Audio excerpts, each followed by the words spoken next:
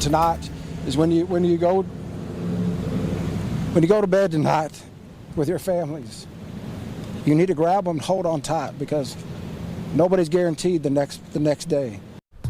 Somber words after another shooting leaves at least 5 people dead and nearly 24 hurt in West Texas. We continue to follow that breaking news tonight. A chaotic and terrifying scene after police say a gunman started randomly firing at people. This happened in the neighboring cities of Odessa and Midland in West Texas, about 5 hours west of Dallas. Now, there are multiple crime scenes there and a lot of confusion.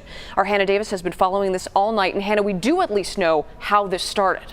Yeah, good evening, Marie. This has been a really tough one to follow. This law enforcement officers have been overwhelmed. Their hands full tonight. But just in the last few hours, DPS has released a statement laying out more information about all this, how it began.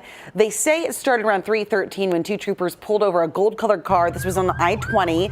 DPS says the driver started shooting with a rifle through the rear window, hitting one of those troopers, then taking off and shooting at innocent people across the Midland, Odessa area. Minutes later, videos like this started to appear on social media, showing terror and confusion. What's going on? There's a shooter. There's a shooter. You can see crowds running out of this movie theater, just one of the many locations it appeared this gunman opened fire.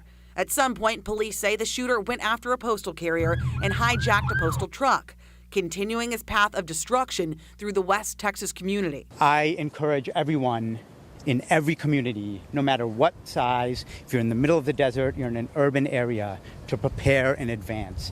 During a press conference at a local hospital, the damage became more clear. Officials say at least 5 people were killed, at least 21 injured, including 3 law enforcement officers and a 17-month-old child who was life-flighted to Lubbock. The hospital under lockdown as extra staff came in, doctors mobilizing their training for a situation just like this. A situation, unfortunately, we're seeing more and more. Unfortunately, it may not be a matter of if, it may be a matter of when. And for us, this preparation really helped us today. This is a fluid story, and one of the biggest challenges in this case is going through the multiple crime scenes. Many of them are outside. Some authorities may not even know about some of those scenes yet.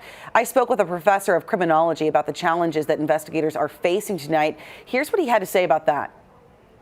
The problem with this particular incident is that the crime scene is all outside. And so by virtue of that, it is exposed to the elements, and therefore there are likely things that are going to perish or things that are going to get lost along the way. So for law enforcement right now, their biggest challenge is going to be to try to figure out where the crime scenes are, first of all, and then secondly, how to secure them. Marie, you know, this is really a complex case, one we're going to learn more about. Now, police do say that they killed the shooter. We don't know the name of that shooter yet or any information about him. Of course, that's something that we're going to be asking about and pushing for as we go forward, Marie. Okay, Hannah, I also know that we're hearing Governor Greg Abbott is headed to West Texas tomorrow, as is fairly customary, unfortunately, after these kinds of shooting incidents. Did he say anything else about this tonight? Yeah, we are hearing from Governor Abbott a little bit on social media. Take a look at this tweet that he sent out earlier. He says the state of Texas and Department of Public Safety are working with local law enforcement to provide resources and deliver justice for this heinous attack. Thanks to the first responders who acted swiftly, Texans will unite to end these evil attacks. But we're also hearing from leaders across the state, including our very own Judge Clay Jenkins from Dallas. He says, how many more must die before we pass gun laws that make mass murdering domestic terrorism less likely? How many more of our children will die this summer? Governor Abbott, please call a special session to address gun violence.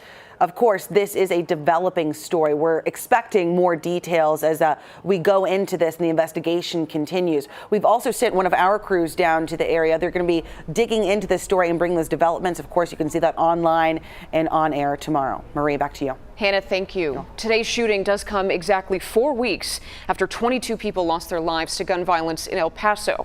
Saturday, August 3rd, a 21-year-old gunman from North Texas opened fire at a Walmart in the border city. It was one of the deadliest mass shootings in Texas history. And be sure to stay with us as we learn more about this case. Again, any updates that come overnight will be shared at WFAA.com and on social media. Plus, you'll have the latest tomorrow morning on Daybreak. That's starting at 8 a.m.